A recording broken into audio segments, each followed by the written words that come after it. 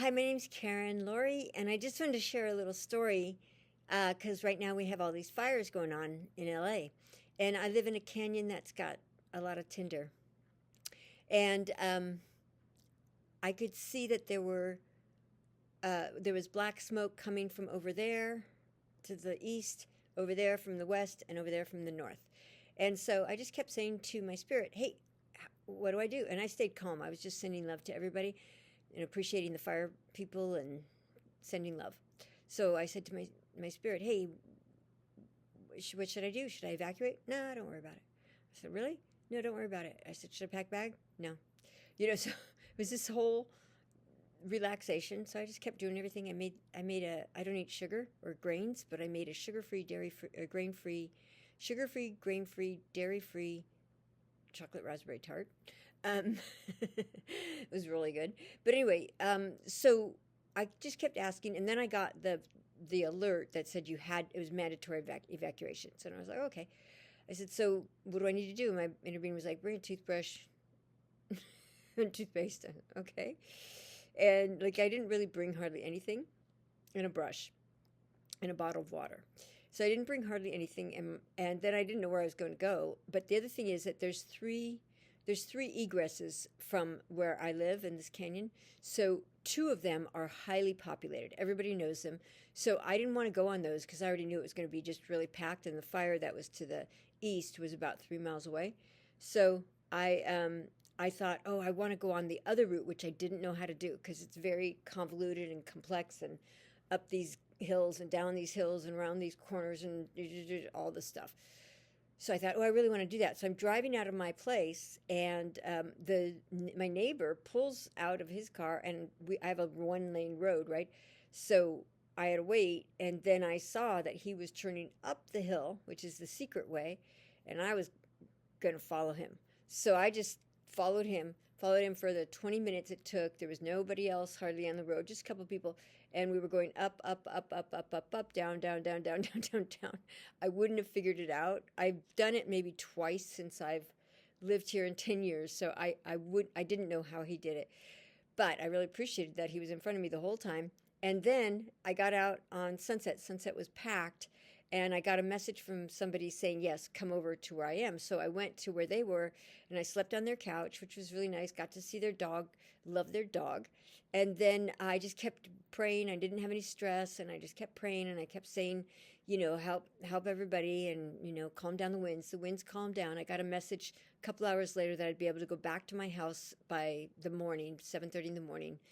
So I did, and it just was so sweet. And then I found out so far that the house that I used to live in is still good, and that the house one of my other friends lives in is still good. I do have friends that have lost houses, so that's tricky. But I just really appreciate how the timing of everything was so good, and staying relaxed really helps me. And then I got to have I couldn't have the chocolate tart before I left because it had to set. I literally made it, put it in the refrigerator, and then it was time to go. So I had the chocolate raspberry tart. Oh, it was really good. No sugar, no grains. Such a good dish. And yeah, so everything works out. If you can stay calm and relaxed, things work out. It's really amazing. And so I just wanted to share that because a lot of people get stressed out about things, and the stress makes it hard for you to use your prefrontal cortex, this part of the brain that has reason and that sees things, and it puts you back in this part of your brain, which is the fight or flight, freeze, or the other F word. Um, so the fear and the anxiety, it also occludes it closes down your vision. So I don't know if you've ever noticed when you were gonna, you lost your keys, and now you're thinking, oh, I'm gonna be late, and you cannot find your keys. And then when you just kind of surrender and give it up, there's your keys right there, right? So the whole situation that people get into where I used to do this, the anxiety just keeps creeping up and creeping up and creeping up. It doesn't serve. And there's ways. I used to get anxiety, and I didn't know that there was a way to get away from it. And so, with this situation with the three fires around me, I just stayed calm. I've shifted my physiology so much. We have these things called the physiological set points. And so if your anxiety is like this, you're setting up your physiological set point to be in a higher state of anxiety. That's how mine was. I had a lot of trauma growing up, and